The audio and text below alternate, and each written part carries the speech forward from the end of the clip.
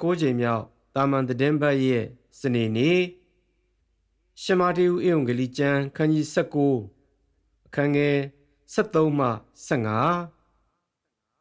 ထိုအခါကလေးသူငယ်တို့အပေါ်တွင်လက်တော်တင်၍ဆုတောင်းစေရန်သူတို့ကိုကိုရော၏အထံတော်သို့ခေါ်ဆောင်လာကြသောအခါတပည့်တော်တို့သည်ထိုသူတို့ကိုတားမြစ်ငေါက်ငန်းကြ၏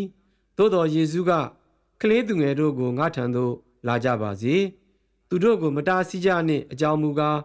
ကောင်းကင်နိုင်ငံတော်သည်ဤကဲ့သို့သောသူတို့၏နိုင်ငံဖြစ်သည်ဟုမိန့်တော်မူ၏ထို့နောက်ကိုရောသည်ကလေးသူငယ်တို့အပေါ်တွင်မိမိလက်တော်ကိုတင်ပြီးနောက်ထိုအရက်မှထွက်ကြွတော်မူ၏ယေရှုခရစ်တော်သခင်မွန်မြတ်သောဧဝံဂေလိတရားတော်ပေတည်းလူတိုင်းမှာအခြေခံရပိုင်ခွင့်နေပိုင်ဆိုင်ခွင့်နေရှိပါတယ်ဒီလိုအခြေခံရပိုင်ခွင့်နေထဲမှာဖျားကိုရပိုင်ခွင့်ဆိုတာလဲအခြေခံအကျဆုံးသောရပိုင်ခွင့်ကြီးတစ်ခုရှိပါတယ် Human Rights ထဲမှာဒါဟာယုံကြည်ခြင်းရှုထောင့်နဲ့ပြောမယ်ဆိုရင်လူတိုင်းဖျားကိုရပိုင်ခွင့်ရှိတယ်ပိုင်ဆိုင်နိုင်ခွင့်ရှိပါတယ်ကလေးများဟာလဲလူကြီးများနေတူဖျားကိုပိုင်ဆိုင်နိုင်ခွင့်ဖျားကိုတို့ထိနိုင်ခွင့်ဖျားကျေးဇူးတော်ကိုခံစားနိုင်ခွင့်ရှိကြပါတယ်ဒီနေ့ကျမ်းစာထဲမှာဖျားစီကိုသွားဖို့တားဆီးတာကိုသခင်စုကပြင်းပြင်းထန်ထန်ရှုံချထားတာတွေ့ရပါတယ်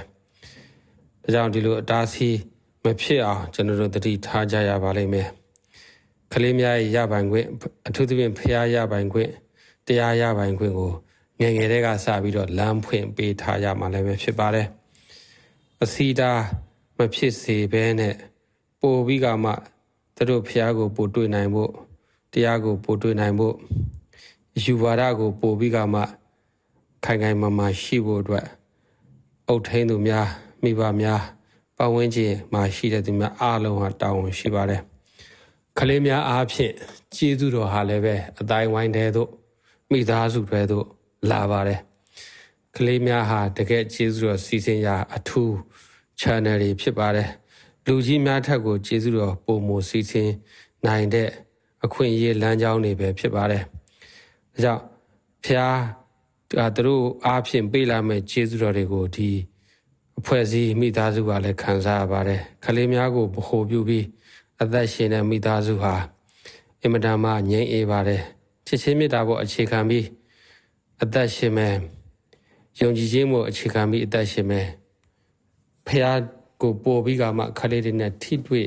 စေတဲ့ပုံကိုယ်တွေဟာအနာဂတ်ကိုအကောင်းဆုံးတည်ဆောက်နေခြင်းပဲဖြစ်ပါတယ်ကလေးများဟာမိသားစုရဲ့ဗဟိုဖြစ်ပါတယ်ကလေးများကိုကြိုဆိုရပါတယ်လက်ခံရပါတယ်ဖျားစီကိုသွားဖို့လဲမစီးတားတဲ့အပြင်ပို့ပြီးကမှအားပေးကြမှာလည်းပဲဖြစ်ပါတယ်